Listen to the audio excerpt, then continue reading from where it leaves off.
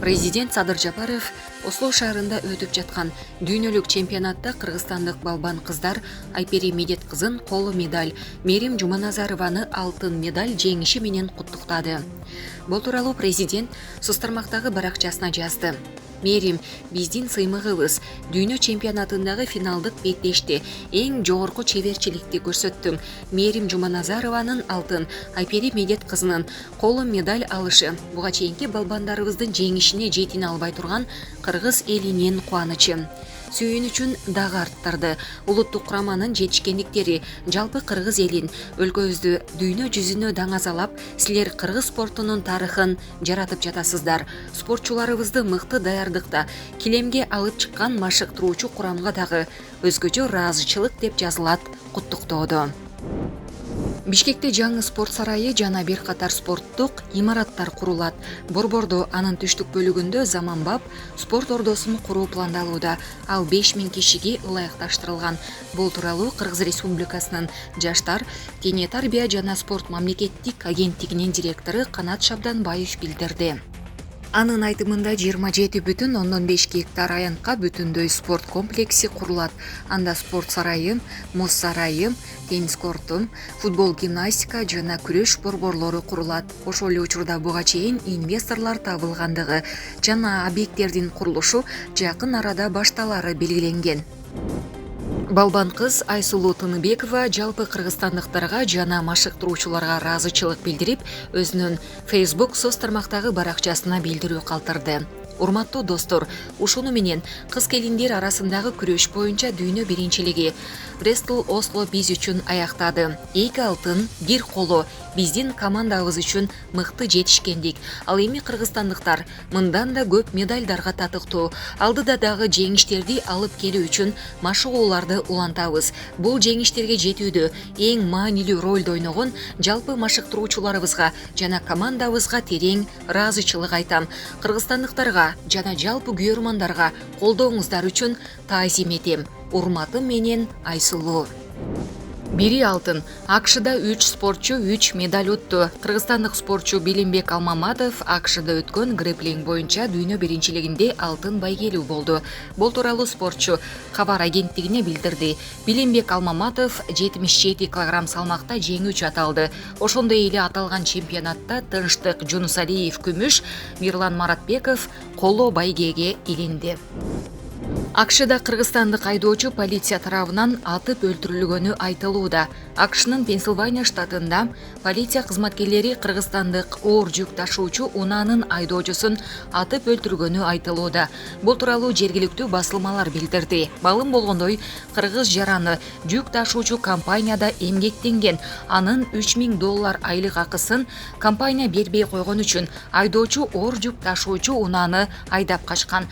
Полиция кызматкерлеринин буйругуна баш ийбей качкан айдоочуну полиция кызматкерлери атып өлтүргөн. Абактагы ички иштер министринин мурдагы орун басары Курсан Асанов октябрь окуяларындагы башаламандык боюнча башталган сот процессинде бийлик башындагы жетекчилерге кайрылды. Бул тууралуу анын адвокаты Чынара Жакупбекова билдирди. Бардыгы ойдон чыгарылган, токулган иштер. Мени өкүндүргөнү, 1 жыл мурун кандай иштер болсо, бул жолу дагы кайталанып жатат. Ички иштер министрлиги эч качан бул ишти тергебеш керек эле. Ички иштер министрлиги ал окуяларга күбө катары катышышы керек болчу. Мен президентке, Камчыбек Ташиевке, Курманкул Зулушевка кайрылып кетем. Өздөрүнүн башынан көптөгөн кыйынчылыктар өткөн. Бүгүнкү күнү ошол окуялар кайра кайталанып жатат. Акыйкат бир күнү орнойт. Ошондо ушул жерде отургандар уят болуп калбаш керек деген Асанов. Кыргызстанда эле эмес, азык-түлүктүн кымбатташы 40 жылдан бери рекорд койду. Аналитик кардарлардын мүмкүнчүлүгү чексиз эмес экенин айтып, кайсыл бир учурда баалар андан ары өсө албай кала турган учур келерин белгилеген. Бир жыл ичинде тамак ашка болгон дүйнөлүк баанын индекси 27% өстү. Бул акыркы 40 жыл ичиндеги рекорддук көрсөткүч экенин Инфолайн маалыматтык аналитикалык агенттигинин башкы директору Иван Федюков билдиргенин Ура.ру басылмасы жазды. Ал тамак аштын баасы гана эмес, азык-түлүктүн бардык түрүнүн наркы көтөрүлгөнүн белгилеген. Жашылча жемиш, тамак аш, сүт азыктары эле кымбаттабастан, тоют жер семирткичтердин да наркы өстү, деди эксперт. Аналитик кардарлардын мүмкүнчүлүгү чексиз эмес экенин айтып, кайсыл бир учурда баалар андан ары өсө албай турган учур келерин кошумчалаган. Нисахар долбоорунун автору блогер Эрулан Көкүлов парламенттик шайлоого Ынтымак партиясы менен барат. Бул тууралуу жергиликтүү басылмаларга билдирди. Маалыматта блогер Эрулан Көкүлов дагы бир жолу шайлоодон өзүн сынап көрмөкчү болду. Буга чейин шайлоого Реформа партиясынын тизмесинде алдыңкы ондукта болгон. Бирок шайлоо жыйынтыгына болгон нааразычылыктан болгон бийлик алмашуудан кийин мандатка илингени тууралуу маалымат берилген эмес. Google жана Яндекс Кыргызстанда салык төлөй баштайт. Кыргызстанда жарандарга жана жергиликтүү компанияларга электрондук кызмат көрсөткөн, бирок өлкөдө жайгашпаган компаниялар үчүн кошумча нарк салыгын төлөө боюнча жаңы режим киргизилет. Бул тууралуу экономика жана каржы министринин орун басары Бекболот Алиев маалымат жыйынында билдирди. Салык кодексинин жаңы редакциясынын долбооруна киргизилген өзгөртүүгө ылайык Google жана Яндекс сыяктуу компаниялар салык төлөөгө милдеттендирилет. Экономика министрлигинин маалыматы боюнча Яндекс такси кызматы да бул мыйзамга ылайык салык төлөйт. Электрондук соода тармагындагы иштер үчүн атайын салык режими да киргизилүүдө, деп билдирди мекемеден. 2022 жылдын 1-январынан тарта Өзгөчө кырдаалдар министрлигинин кызматкерлеринин айлык акысы көтөрүлөт. Бул тууралуу Өзгөчө кырдаалдар министрлигинин каржы башкармалыгынын башчысы Анара Нурманбетова билдирди. Анын айтымында кызматкерлердин эмгек акысын көтөрүү маселеси министр Бообек Ажикеев тарабынан көтөрүлүп, өлкөнүн бюджетине киргизилди. Мындан тышкары Өзгөчө кырдаалдар министрлигинде көйгөйлөр арбын. Министр айлык акы менен чогуу башка каржылык маселелерди да чечүүгө кам көрүп жатат. 2017 жылдан бери топтолуп келген жалпы 103 миллион сомдук карыздардан кутулуп, материалдык техникалык базасын чыңдады. Көп жылдан бери төлөнбөй келе жаткан аскер кызматкерлеринин кийим мүлкүнө, турак жай менен камсыздоочуларга болгон карыздары төлөндү, дейт ал. Мамлекеттик жетекчилик кызмат оюнчук болбошу керек, деп жазды мамлекеттик катчы Чолпонбек Абыкеев соц тармактагы баракчасына. Ал анын кызмат орду боюнча интрига күч алып жатканын белгилеп, интрига жасоочуларга жооп берди. Менин мамлекеттик катчы кызматында иштеген ишим тууралуу интригалар күчөй баштаганына байланыштуу кыскача маалымат берип коюуну туура көрдүм.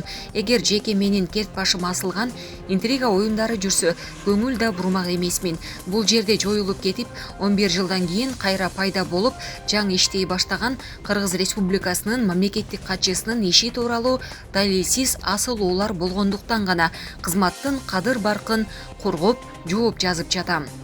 Бул макала аркылуу заказчикке анын айтканын аткарып чуркап жүргөн эне сүтү оозунан кете элек балапанга эскертет элем. Мага мындай интригалар өтпөйт. Буга чейин 2-3 адамды ушундай жоонду куймай оюну менен сындырып коюп, уштинтсек болот туура деп калдыңарбы? Мага келгенде ал оюн болбойт.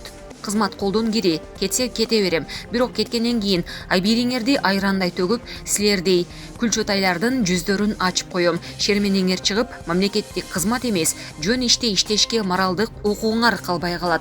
Кызматтан алдырышыңар мүмкүн, бирок өмүрү калемимди колумдан ала албайсыңар. Силердин арам оюнуңардан мамлекеттик кызматтын кадыр баркына доо кетип жатат. Силердин арам оюнуңардын азабынан президенттин кадр саясатынын баркына доо кетип жатат. Силердин жеке кызыкчылыгыңар үчүн мамлекеттик кызыкчылык садага чабылып жатат. Мамлекеттик жетекчилик кызматтарды жеке кызыкчылыгыңар үчүн оюнчукка айландырганыңар акыл деңгээлиңердин өтө төмөндүгүнөн болууда. Мамлекеттик катчынын орду 11 жылдан кийин кайра түзүлүп, баарын жаңыдан баштап иштей баштады. Даяр орунга отуруп, ишти алып кетиш оңой. Ал эми жоктон бар кылып түзүш кыйын. Ошондо да 3 айда баарын түзүп ишке киргиздик. Аны 100 күндүк отчетумда толук жазам. Муну жазбасам деле болмок. Бирок жаңы түзүлүп иштей баштаган кызматтын кадыр баркына доо кетишин каалабайм. Ошондуктан эсиңерге келгиле деген эскертүү катары жаздым.